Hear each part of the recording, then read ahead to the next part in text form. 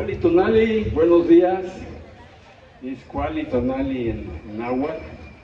Kuali es buena, bienvenido. Tonali tiene que ver con el sol, buen día. Y Tonatiuh es el sol.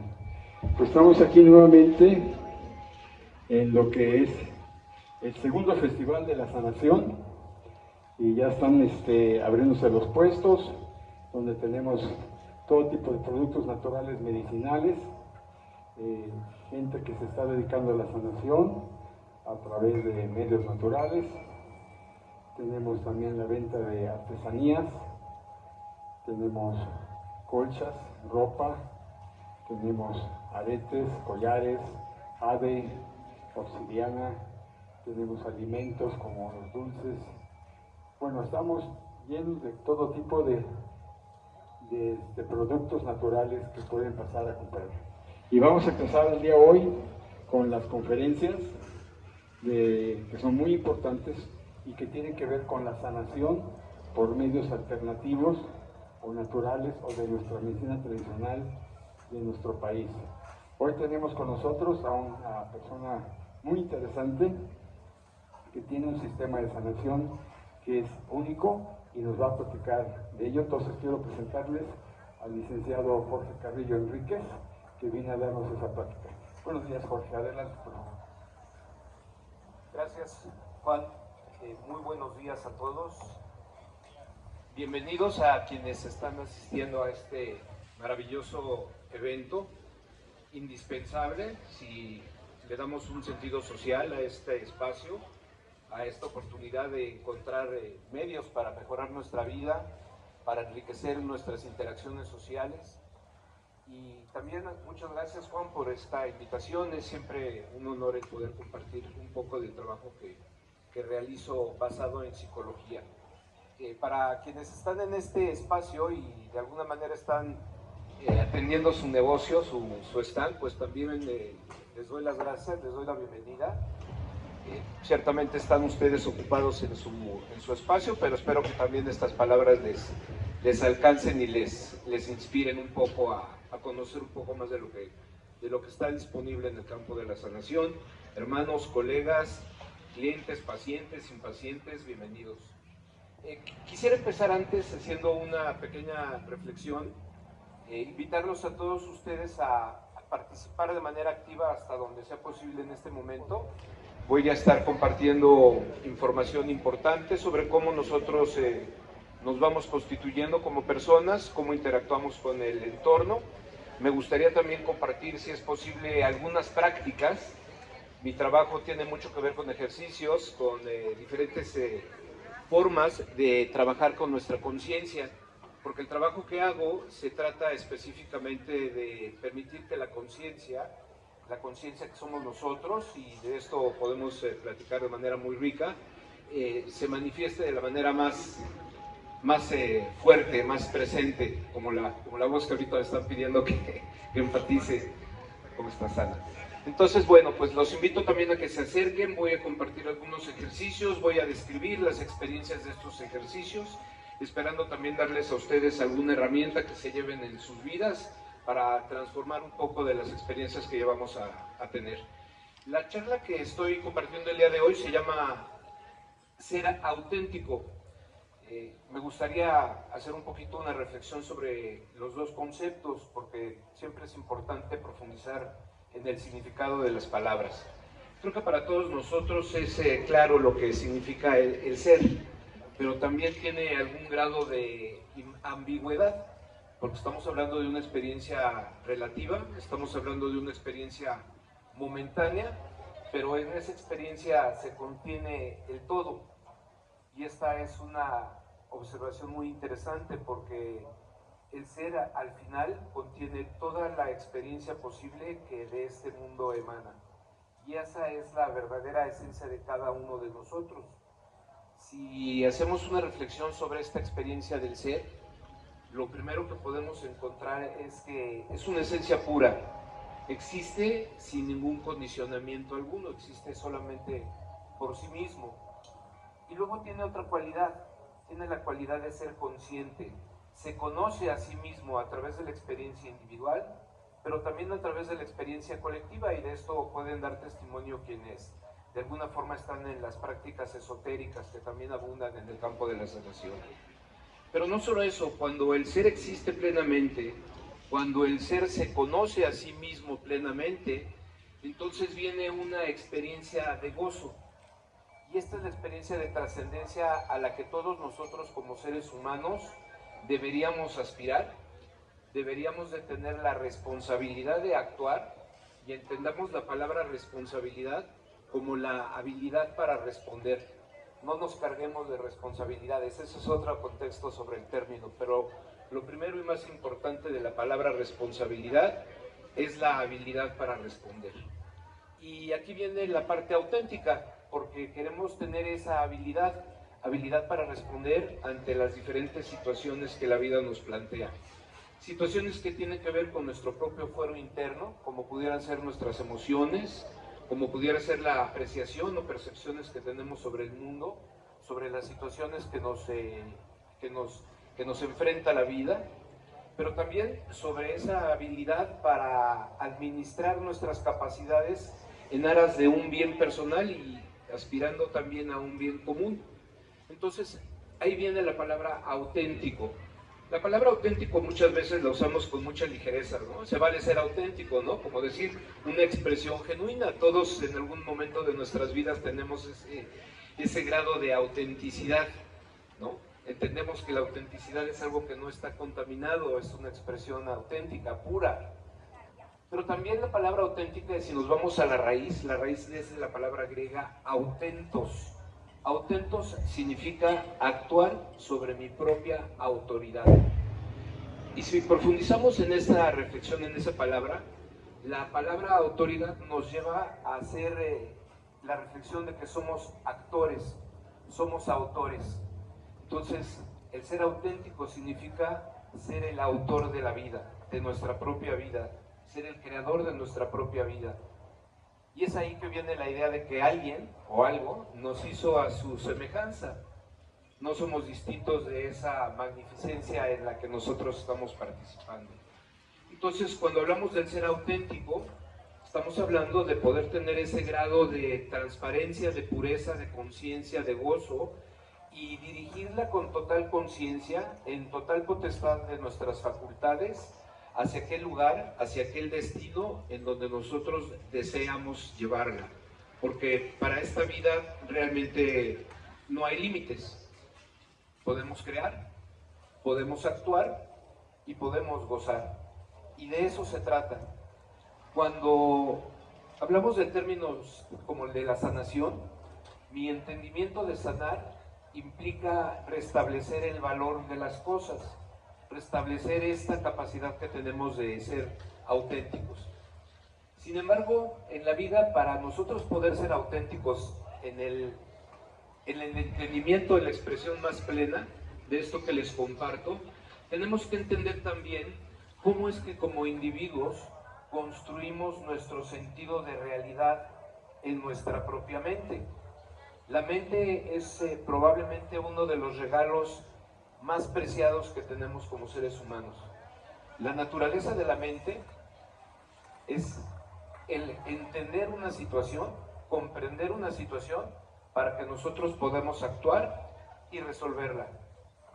El propósito de la mente es procesar la información para nosotros poder tomar decisiones.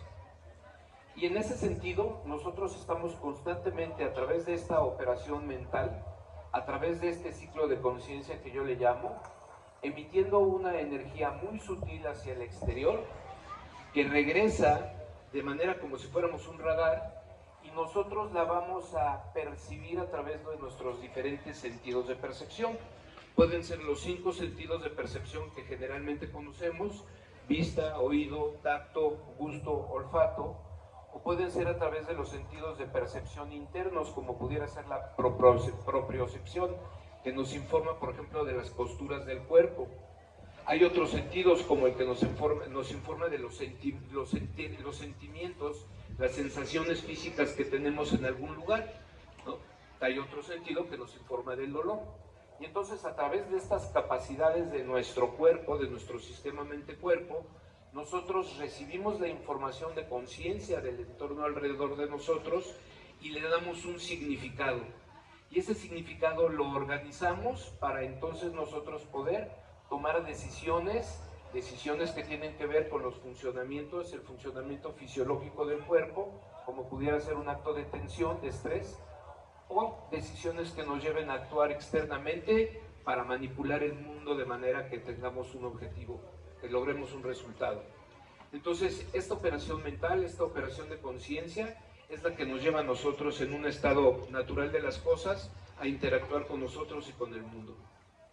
Pero todo esto tiene un juego porque esta conciencia se oculta para ser descubierta.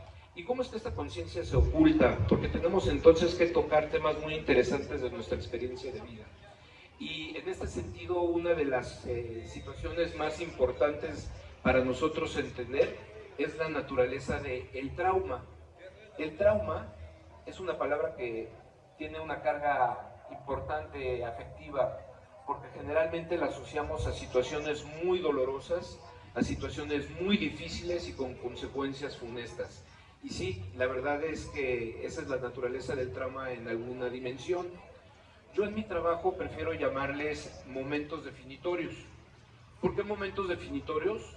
Porque le restamos esa cualidad tal vez negativa a la palabra y entendemos entonces que un momento definitorio es un momento que nos define y construye un después y un antes. Esto es un momento en el que yo tengo tal experiencia en donde yo ya no soy el mismo. Algo sucede en mi vida que el Jorge de ese momento se pierde para dar pie a otra persona.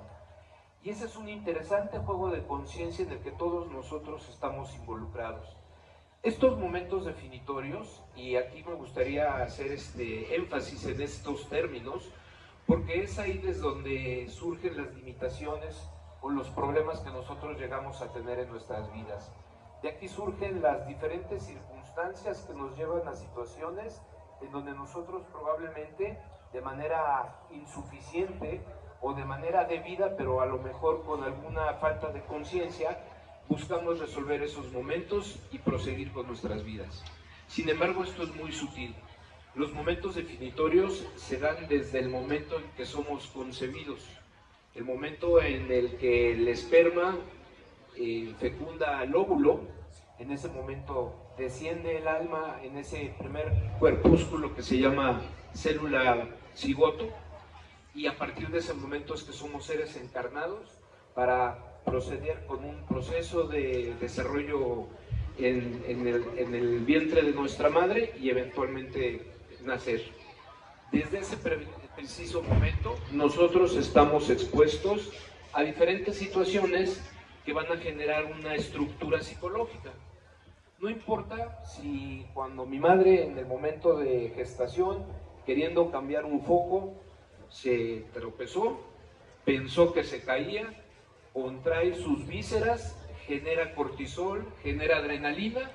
Ese momento que puede ser tan insulso, tan neutro en una dimensión normal de las cosas, puede generar una huella en el feto y marcar una forma, psicológicamente hablando, de entender la vida.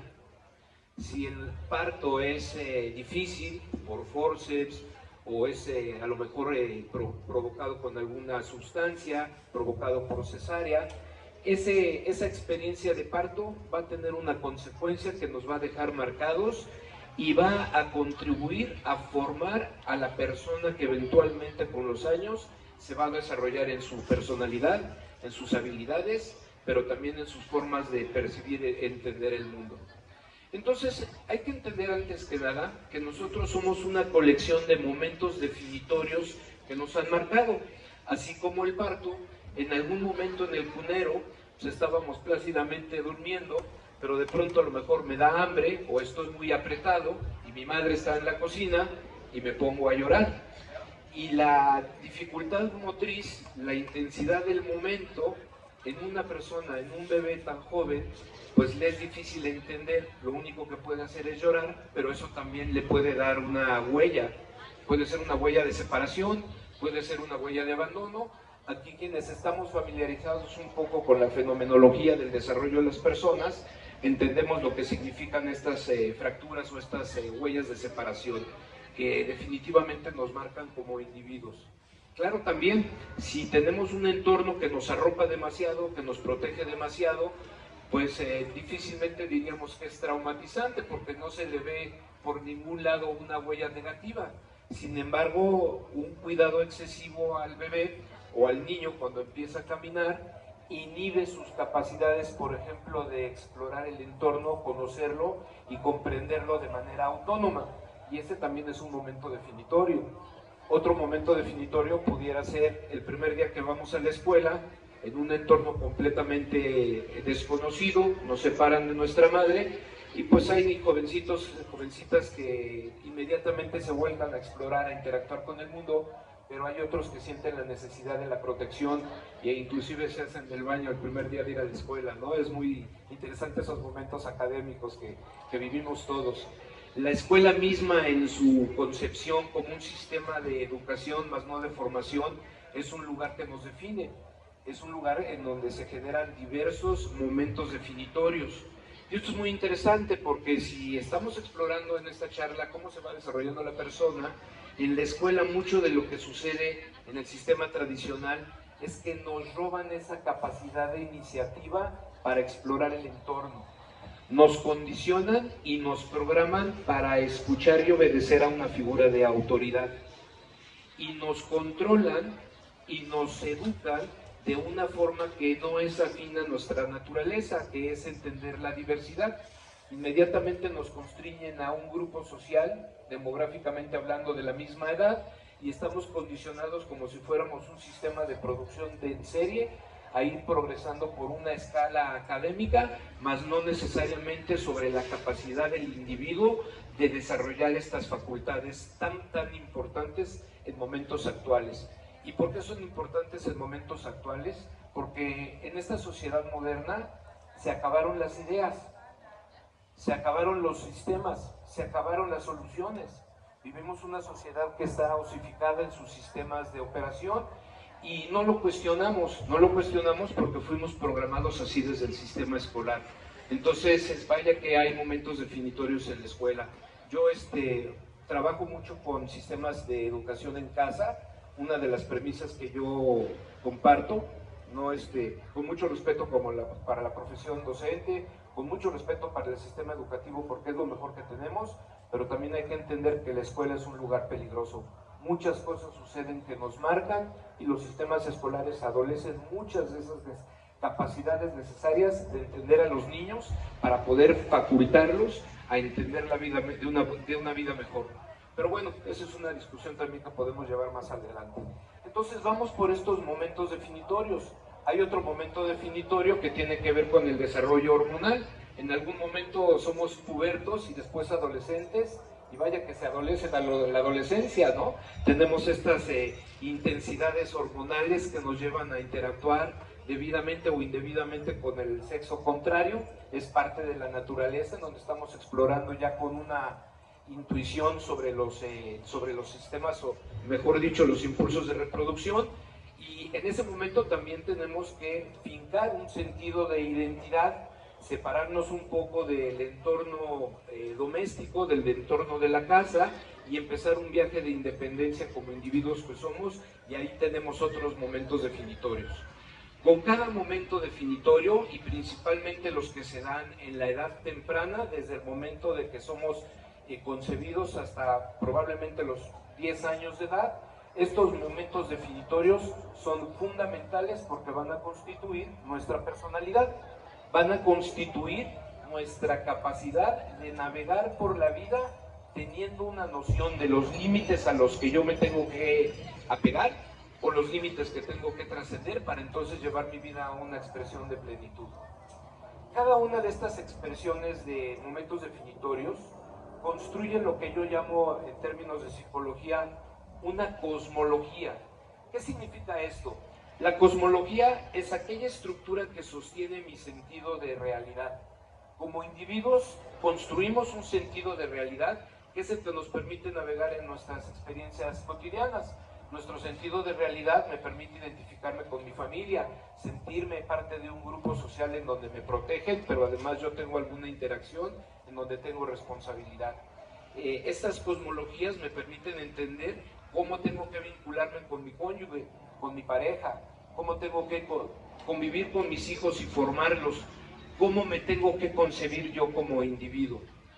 El tema con estas cosmologías es que somos varias cosmologías. Mientras no nos podemos fragmentar como individuos, yo no me puedo quitar el brazo porque va a haber consecuencias no muy agradables. Sí puedo fragmentarme y puedo perder aspectos de mi psicología y eso me va a definir en muchos sentidos. Y esa es la parte fina del trabajo que yo hago.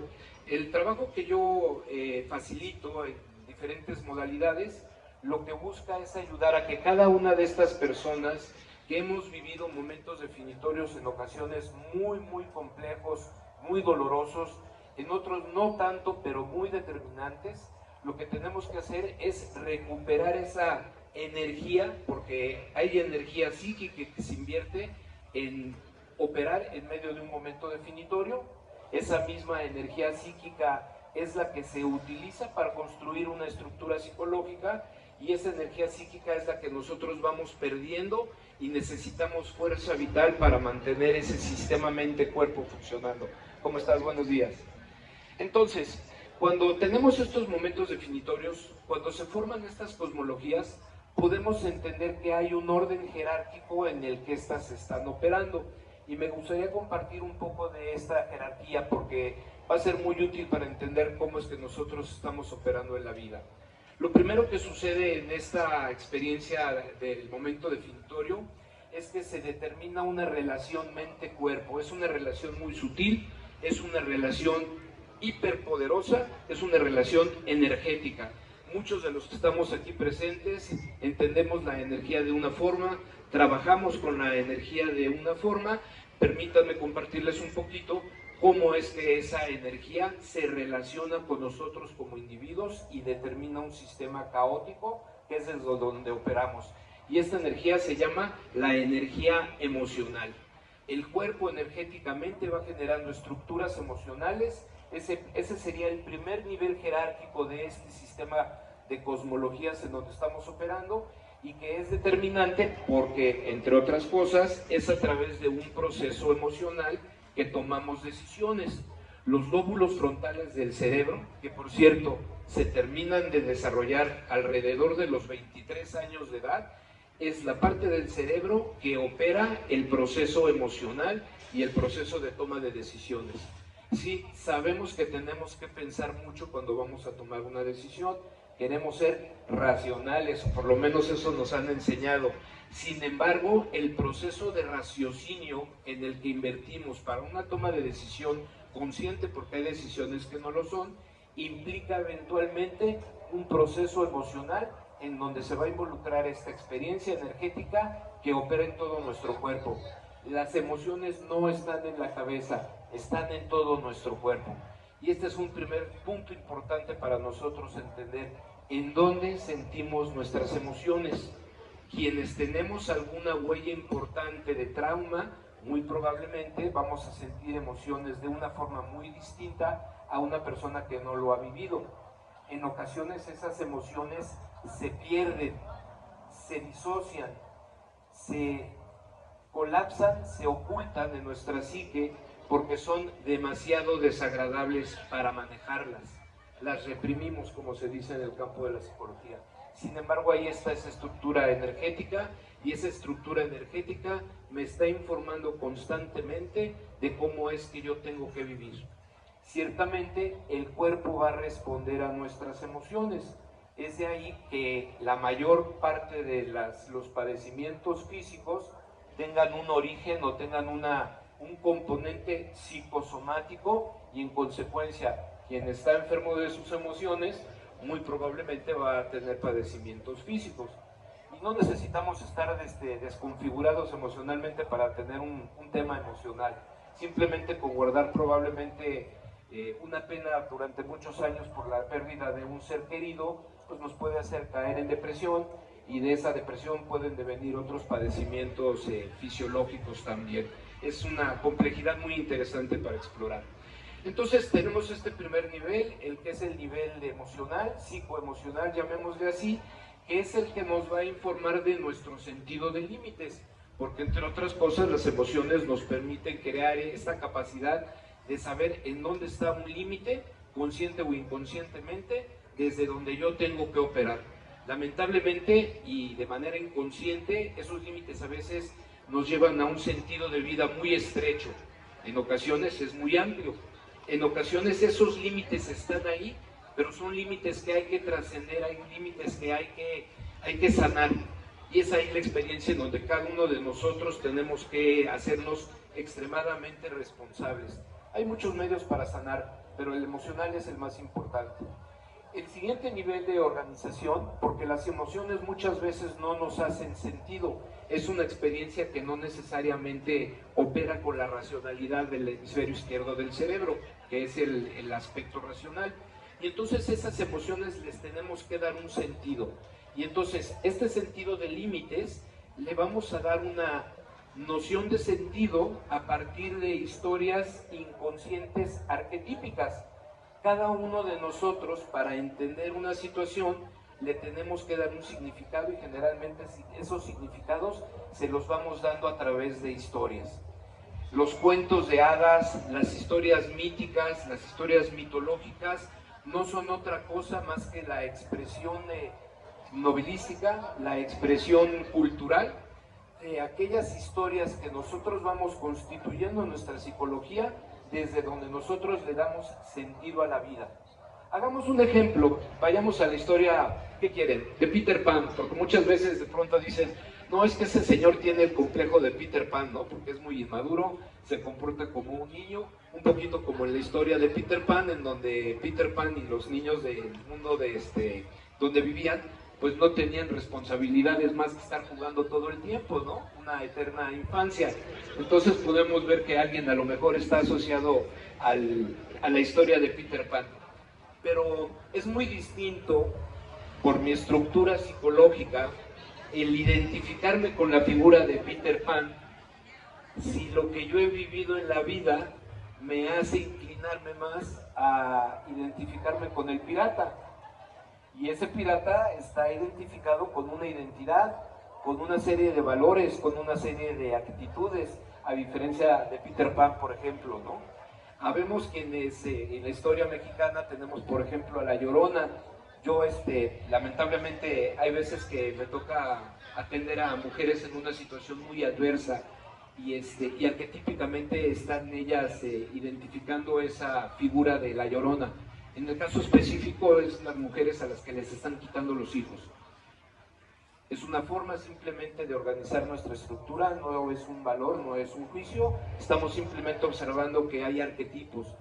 Los arquetipos, que es otro nivel de organización, de identidad, están presentes en las historias de nuestras culturas ancestrales con mucha presencia. Los más antiguos a los que podemos asociarnos son los arquetipos egipcios. Los egipcios identificaban que los individuos fisiológicamente se parecían a animales y entonces tenemos que en los frescos, en los jeroglíficos, hay mucha presencia de seres humanos con figuras también animalísticas. Entonces, para nosotros ir identificando las cosas les tenemos que ir asociando un significado. A veces es animalístico, a veces es mitológico, pero tenemos estas figuras arquetípicas. En las culturas ancestrales mexicanas, por ejemplo, teníamos los guerreros águila, teníamos los guerreros jaguar. Por alguna razón había esa distinción, y esa distinción hablaba de valores y hablaba de identidad. Entonces, este nivel en el que nosotros operamos, que es el arquetípico, es el que nos va a permitir a nosotros constituir nuestro sistema de creencias, nuestro sistema de valores, y en función de ello, fincar nuestra identidad. Y a partir de esa identidad, nosotros vamos a generar diferentes estrategias, diferentes tácticas con las que nosotros nos vamos a enfrentar al mundo. Definitivamente, una persona que tiene una actitud, arquetípicamente hablando, de inmadurez, de infantilismo, va a enfrentar la vida de una manera que no muy fácil le va a hacer atender ciertos retos que la vida nos tiene. Va a tener ciertas limitaciones en su actuar. Ciertamente el que es el pirata, por ejemplo, siguiendo la misma historia, pues va a tener una serie de valores y actitudes un tanto abusivas, por no decirlo menos, pues porque sabemos que los piratas van por el tesoro, no les interesa jugar como a los niños. Y así es que tenemos una gran cantidad de historias, tenemos una gran cantidad de arquetipos, pero como somos parte de un conjunto de cosmologías, muchas veces algún aspecto que se ha formado de alguna etapa de nuestra vida en esta dinámica que les comparto, no es compatible o entra en conflicto con otra cosmología que se formó en otro momento y que opera de manera distinta. Pero no son dos, son 4, son 6, son 8, son 10, son una infinidad. A mí me gusta usar la figura de la espuma. Si ustedes ven, la espuma muchas veces tiene burbujas grandes y a esas burbujas grandes se le adosan burbujas pequeñas. Y ahí está la estructura, es una estructura perfecta en donde la tensión física mantiene a esta burbuja estos límites. Y me gusta usar esta figura visual porque así es como nosotros operamos psicológicamente hablando. Estamos en diferentes burbujas que nos impiden interactuar de manera dinámica con el exterior de esas burbujas. Entonces, si valiera la pena para regresar a ese ser auténtico al que queremos aspirar, de lo que se trata es resolver, reventar, integrar, porque hay veces que esas burbujas se pegan a las mayores, de manera que se restituya toda esa energía psíquica, toda esa fuerza vital que invertimos en estas estructuras psicológicas, son las que causan los problemas. Quienes ahorita están recibiendo un delicioso masaje porque tienen contracturas, porque tienen a lo mejor un dolor de lumbares, ese es un reflejo de toda esta experiencia energética que está operando en nuestra psicología. Por alguna razón estamos contrayéndonos ante ciertas situaciones, por alguna razón nos estamos encorvando. Y sí, me podrán decir que tengo que estar erguido, pero si yo tengo una huella importante, una figura dominante que me estuvo sometiendo, probablemente mi fisionomía se va a erguir de una manera, porque lo vemos los niños cómo se protegen de la energía, de la información de los adultos, por ejemplo. Por eso es importante que al niño hay que bajarse a su nivel y hablarle de tú a tú. Es ahí donde el niño encuentra a una persona de su mismo nivel y se identifica y se comunica. Si le hablamos desde arriba, lo que estamos haciendo es ser impositivos y le estamos generando una señal que no es necesariamente la mejor. Entonces la comunicación en ese sentido es importante. Y es entonces que tenemos que restablecer esta energía psíquica, esta fuerza vital, para entonces nosotros estar generando un efecto, porque la vida es fenomenal. Una de las modalidades de la vida, y esto todos los que estamos aquí como profesionales de la salud lo sabemos, una de las modalidades de la vida es sanar. Estamos programados para sanar. Si yo me corto, en ese momento va a haber una acción de la sangre para generar coágulos. Esos coágulos evitar una hemorragia, van a haber glóbulos blancos, van a evitar o van a atacar un posible cuadro infeccioso y eventualmente va a haber un tejido que va a cicatrizar. Si yo me fracturo, me ponen un yeso, me corrigen la fractura, por supuesto, y eventualmente los huesos van a sanar. Y es entonces que uno de los poderes, una de las facultades más importantes que tenemos que cultivar en nuestro ser es la capacidad de sanar, de restituir el balance que la vida tiene en nosotros mismos para poder expresar esta autonomía, esta autenticidad y ser actores de esta creación que es nuestra propia vida. Cuando nosotros tenemos este nivel de identidad arquetípico, cuando nosotros desarrollamos estas tácticas, estas estrategias, no solamente estamos hablando de cómo vamos a tomar un vaso, cómo vamos a pedir un favor, cómo vamos a tomar una decisión bancaria. No, estamos hablando de las capacidades del cuerpo de tomar decisiones, inclusive para defenderse de sí mismo. Por ejemplo, los padecimientos que son autoinmunes, artritis reumatoide, ¿cuántas quieres? Esclerosis múltiple, fibromialgia, lupus, cáncer. Estas enfermedades son respuestas de nuestra mente inconsciente para protegerse, y esto es irónico, esto es paradójico, para protegerse de algo, para lograr un objetivo. Hay personas que se enferman para llamar la atención del sistema en donde participan y ser validadas en alguna medida. Esto es impresionante, es maravilloso, porque al final nuestro sistema mente-cuerpo está buscando lograr un objetivo, pero lo está buscando de una manera que no es ecológica para nosotros. Sin embargo, ahí está esa acción de la conciencia queriendo lograr algo para nuestro propio bienestar, porque una de las facultades que también tenemos como seres conscientes es que queremos elevar nuestra experiencia de vida, queremos aspirar a un nivel de trascendencia.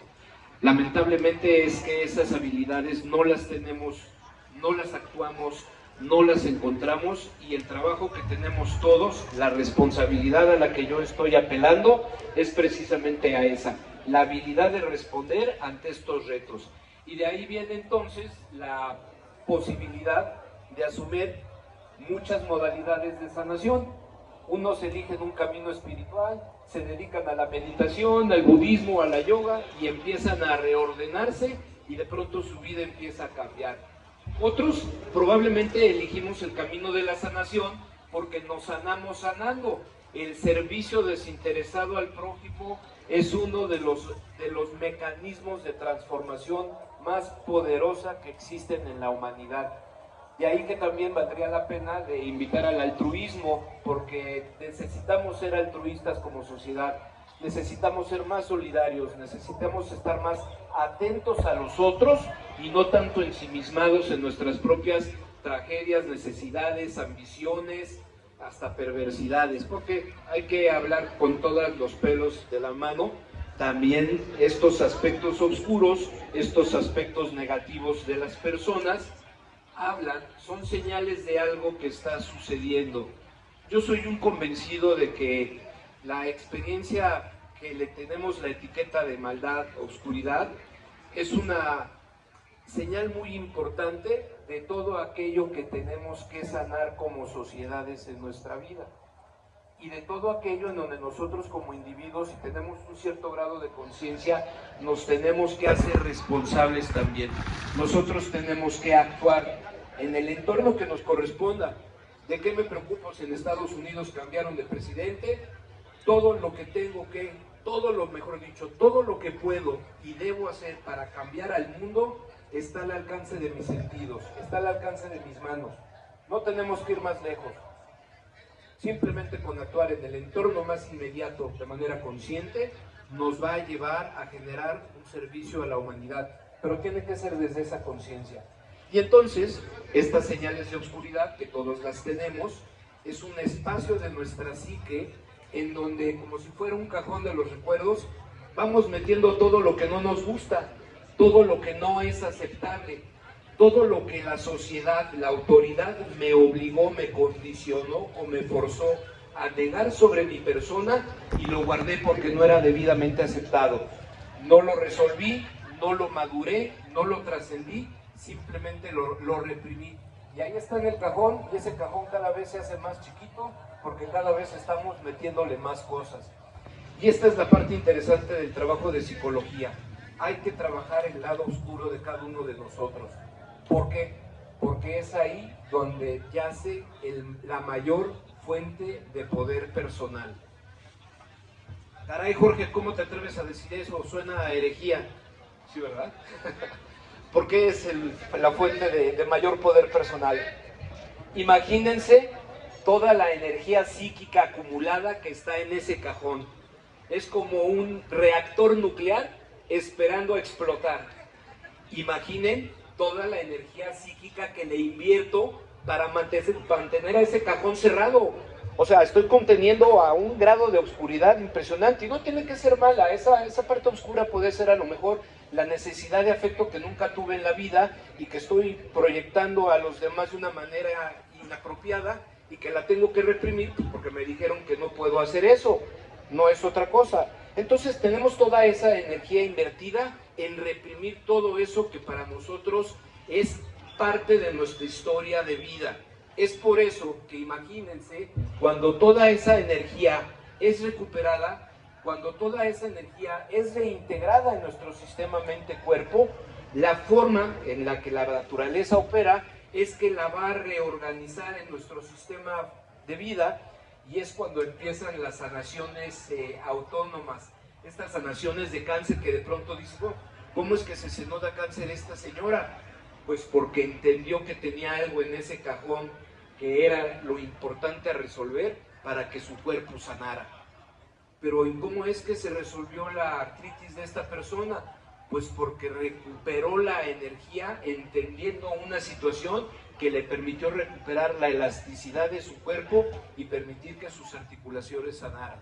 Es por eso que tenemos nosotros, de manera valiente, de manera decidida, entrarle al trabajo de la sombra, como lo nombró Carl Gustav Jung, uno de los padres del psicoanálisis.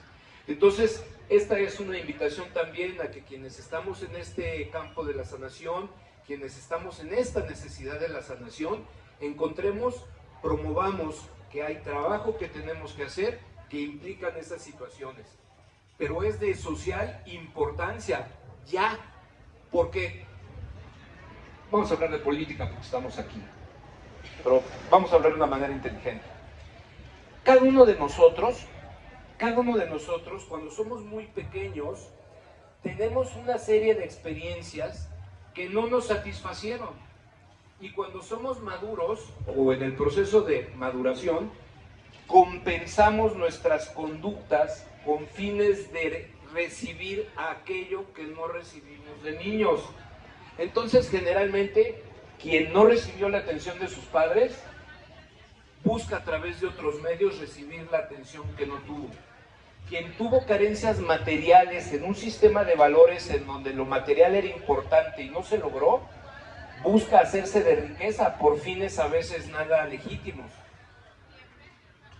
Quienes de alguna forma se vieron reprimidos en su capacidad de iniciativa y creativa, porque era un niño muy latoso que le gustaba construir, destruir y demás, necesita expresar ese poder en un ámbito distinto cuando es mayor. Y si no lo hace de una forma, lo va a hacer de otra. Entonces imagínense, señores, aquellos espacios sociales en donde una persona con impulsos reprimidos que tiene que compensar y de una manera no sana los está buscando, ¿en dónde los va a encontrar? ¿Cuál es el espacio natural en donde estas cosas se pueden dar de manera abundante, sin responsabilidad y aparentemente sin consecuencias? En el poder político, en el poder criminal. Son dos espacios en donde la necesidad de compensación de personas que no son muy sanas van a encontrar el territorio en donde van a expresar las necesidades que desde niños no tuvieron. Cuidado con esto. Donde puedes corromper, ¿no? Exacto. Esa es la semilla del mal, si quisiéramos llamarlo así.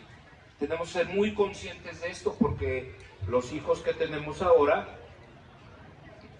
van a crecer en sociedades que cada vez tienen menos carencias, donde la información de los medios es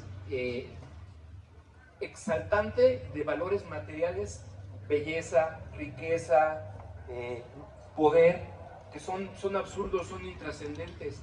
Pero si esa información se le está programando a los niños por todos lados con las redes sociales y los entornos donde ellos se desarrollan no tienen la capacidad de compensar sanamente esa información, de guiar a los niños en una dirección distinta, los sistemas educativos de alertar a los padres, de alertar a los niños de estas situaciones, pues entonces estamos siendo cómplices. Estamos siendo cómplices. Entonces hay una dimensión social a todo esto que les estoy explicando, porque como es arriba es abajo y como es adentro es afuera. Y estas mismas cosmologías, estas mismas estructuras psicológicas desde donde operamos, también son las que distinguen a las sociedades. México se formó a partir de diferentes momentos definitorios, muy diferentes a los momentos definitorios que formaron a Estados Unidos, que formaron a Inglaterra, que formaron a Rusia, por ejemplo. Ah, caray, entonces, ¿de qué estamos hablando? Pues nosotros teníamos una vida entre las culturas ancestrales de cierta forma y llega una cultura distinta. Es la historia de la humanidad, tampoco hay que exagerar. Pero llega una cultura distinta y nos impone una religión, nos impone un sistema social, nos impone un sistema de valores, y ese es un primer momento definitorio. Y después vamos desarrollándonos en una estructura social que le llamamos la colonia, no me gusta la palabra, pero es la que nos ayuda. Y llega otro momento definitorio que se llama la independencia.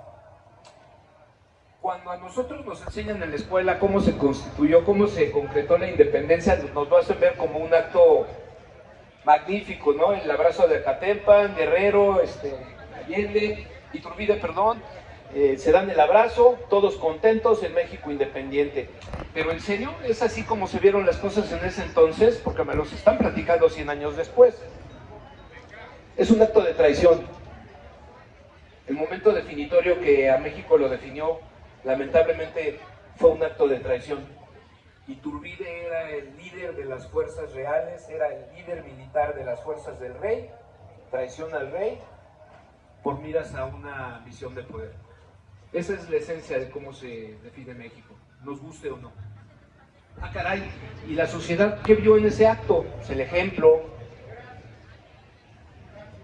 Y si revisamos la historia de México, los momentos más importantes definitorios tienen que ver con actos de traición. Y hasta ahí lo dejo. Revisen sus historias, su historia, pero en cada acto definitorio hay un acto de traición. La guerra de reforma, la decena trágica, y en tiempos recientes podemos irnos hasta los servicios de inteligencia que ya revelan cómo nuestros dirigentes trabajaban para la CIA. Y esto es cierto. Entonces, vamos siendo el reflejo de todas estas estructuras sociales. Vamos manifestando, vamos siendo externamente el reflejo de todas estas estructuras psicológicas.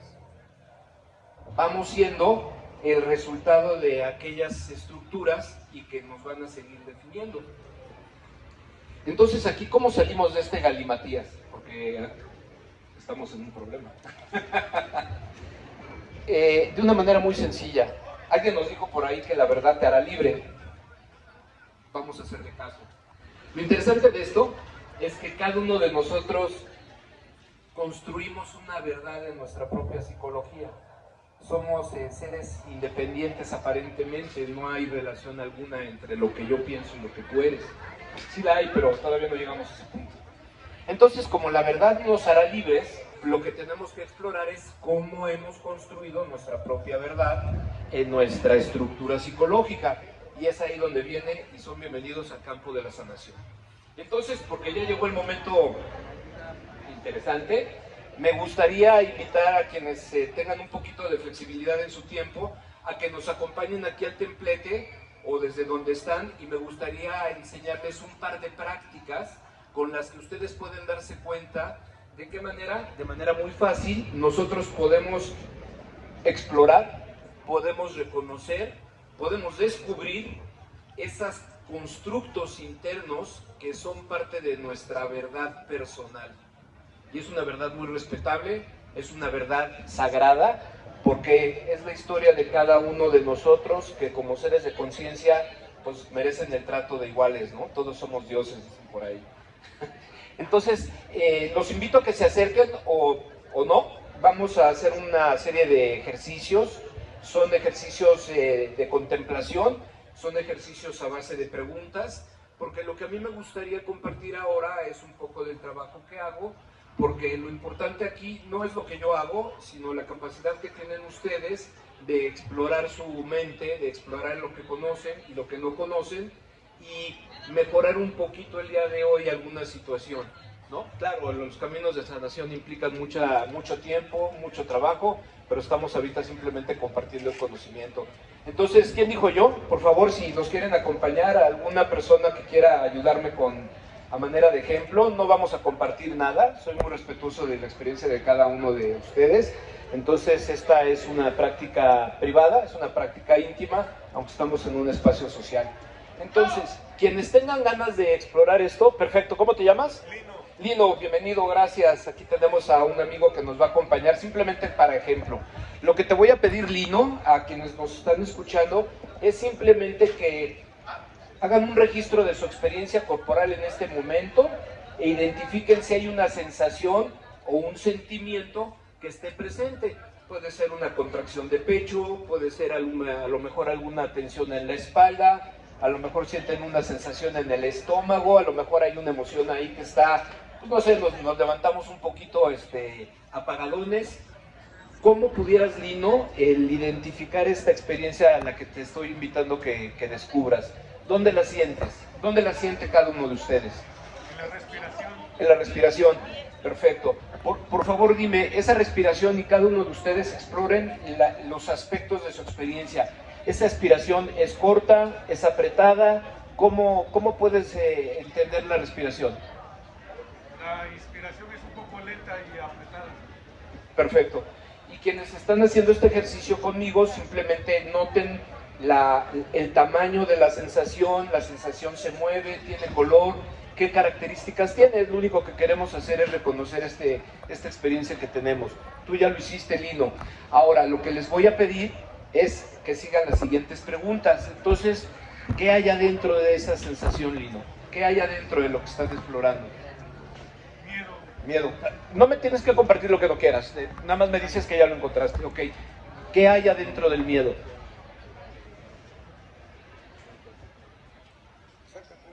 No tengas miedo. ¿Te quieres sentar? No, sí, no tengo problema en decirlo. Siento miedo, ahorita me dice. Pausa. Vamos a trabajar el miedo. No, aquí me siento, quédate sentado. Yo aquí me siento. Pues ese miedo te lleva a inseguridades, ¿no? Ok, adentro del miedo hay inseguridad. Así es. Y adentro de la inseguridad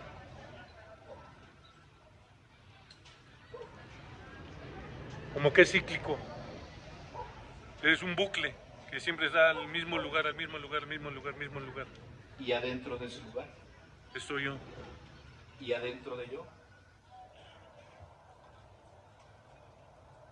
¿Qué edad tiene ese yo? Es un niño. ¿De cuántos años? No pasa de 15. Ok. ¿Qué hay adentro del Lino de 15 años? Lo que comentabas de algo que nos perdimos en cierta parte del tiempo y como que uno lo quiere recuperar años después. ¿Y qué hay adentro de eso? Pues son varios factores, puede ser tristeza, miedo, más que nada. ¿Y adentro de eso?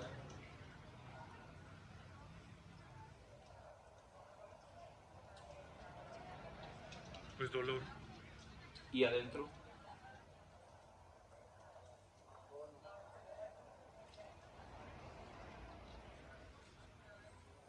Falta de atención. ¿Y adentro? Mi entorno con todos los demás. ¿Qué pudiera haber alrededor? Lado oscuro, lado blanco. Y las gentes que quiero y los que no quiero. ¿Y ahora qué está pasando? Que se está reflejando en mi cuerpo. Y al reflejando en tu cuerpo, ¿qué está pasando al reflejando en tu cuerpo? Empiezo a tener problemas de dolores que no tenía. ¿Y ahora qué está pasando? Pues estoy tratando de arreglarlo. Y al tratando de arreglarlo, ¿qué está pasando? Al tratando de arreglarlo. Me lleva una motivación. ¿Y ahora qué está pasando? Estoy en ello. ¿Y ahora qué pasa? Lo estoy cumpliendo. Y al cumpliendo, ¿qué está pasando al cumpliendo? Me da alegría. ¿Y ahora qué está pasando? Me pongo contento. Verifica tu cuerpo y tu respiración.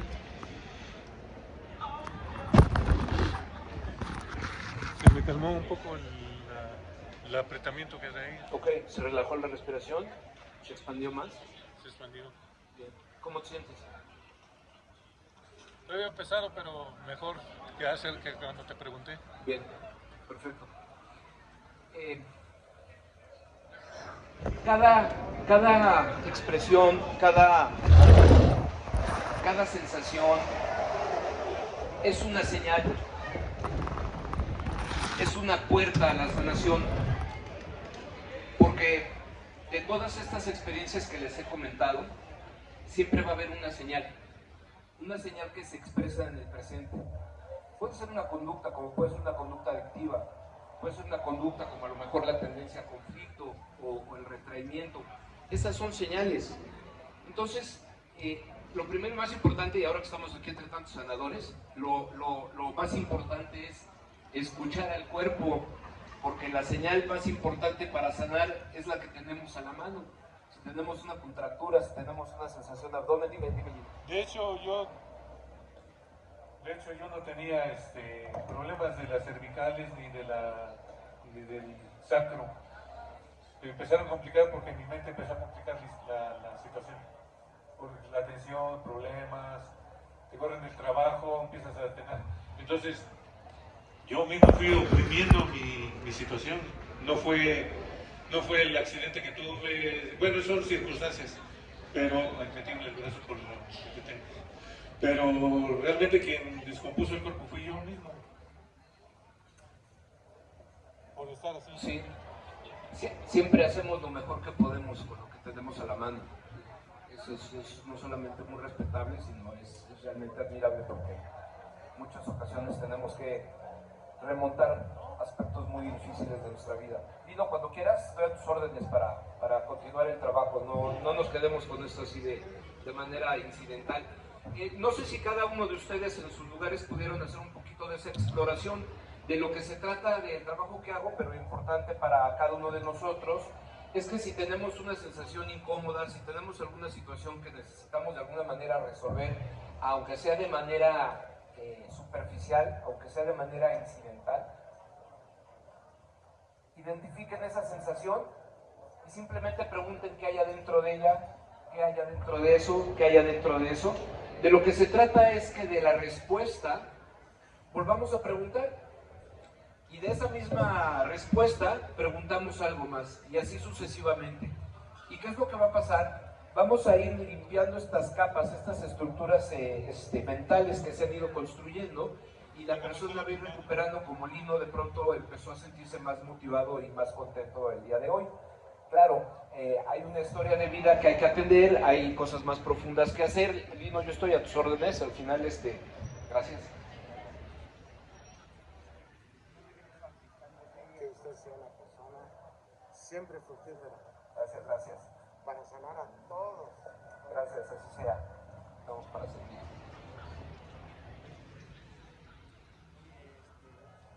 Hermano, ¿podemos hacer una curación aprovechando que tú sabes abrir las puertas? ¿Podemos hacer una curación a toda la región alrededor? Podemos organizar. ¿Sí? Ahorita más tarde. Yo lo que ustedes digan. Ahorita lo podemos hacer. O sea, ya que lo tienes, es que ya tienes abierta tu plataforma, entonces aprovechando tu plataforma, tú vas guiando y tú vas siguiendo la curación. Sí, podemos hacer una curación. Vamos a... ¿Cómo te llamas? José Luis. ¿Qué estás percibiendo? Porque tú estás trayendo una señal interesante. Yo estoy a tus órdenes, José Luis. ¿Qué está pasando? Lo que está captando es que hay que hacer una curación porque hay mucha malevolencia aquí en toda la región, en todos los costados. Entonces tenemos que limpiar desde el Zócalo, que es el ombligo de la ciudad, y vamos a limpiar toda la región, y aprovechando que tú manejas lo que yo manejo, bueno, a algunos le han dicho que es cuánto en espiritual, entonces lo vamos a manejar por la energía. Campos atascados. Ya captaste tú también. Bien, bueno, está la energía propicia para hacer algo de manera colectiva, hagámoslo, por supuesto. ¿Quieres invitar a gente a un círculo? ¿Lo hacemos cada quien? ¿Qué está surgiendo? Yo escucho lo que primero sugerimos, si tú aprovechas, tú encabezas el triángulo, vamos a armar un triángulo, una pirámide, y le vamos a seguir a los 4 puntos cardinales, y después vamos a manejar el aro de energía del sol. Bien. El aro del sol. Bien, si me ayudas a formar el triángulo, yo con mucho gusto te sigo. Aquí arriba podemos hacerlo.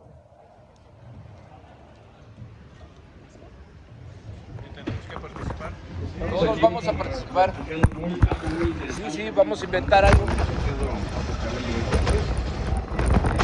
Todo lo que está hablando de explorar el subconsciente, desde Escatifoca, manejar nuestra inteligencia, y obviamente la voluntad. Aprovechando al maestro que acá está para hacerlo. Arrancar adelante.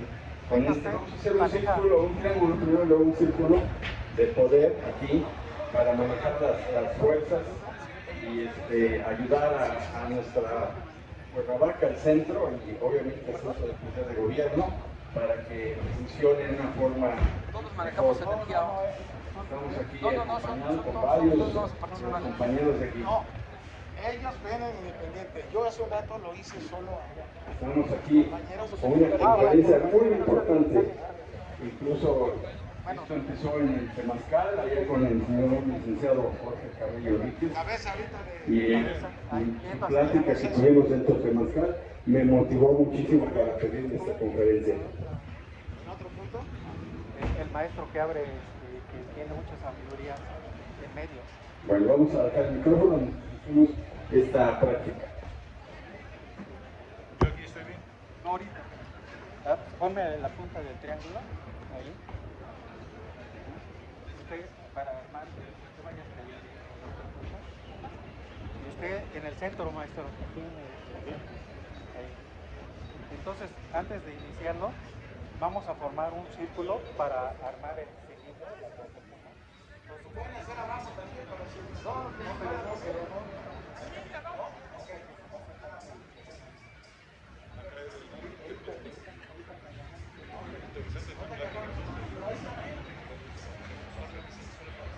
Entonces, caminemos y demos un círculo.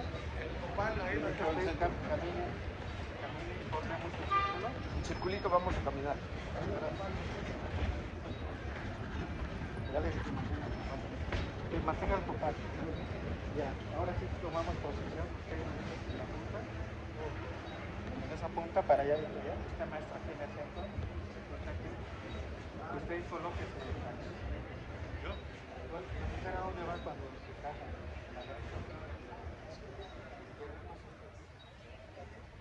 Usted del otro lado. Usted de este lado. Esa es la derecha, ahí a la izquierda. Ajá, a la izquierda, entonces acá. Sí, acá, tú regresas. Ahí. Entonces abran el triángulo para acomodar el triángulo. Ahí está. Usted maneja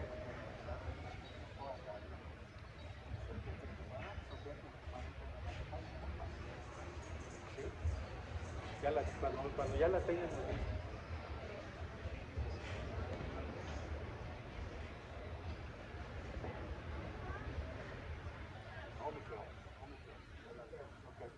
En la punta principal se abre el vértice de Dios Padre.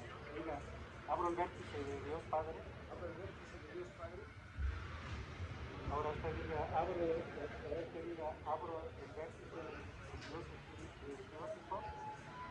el vértice de Dios Hijo. Abro el vértice de Dios Espíritu Santo. En este instante armando plataforma piramidal. Peldaño 1, 2, 3, 4, 5, 6 y 7. En este instante le estamos pidiendo a Dios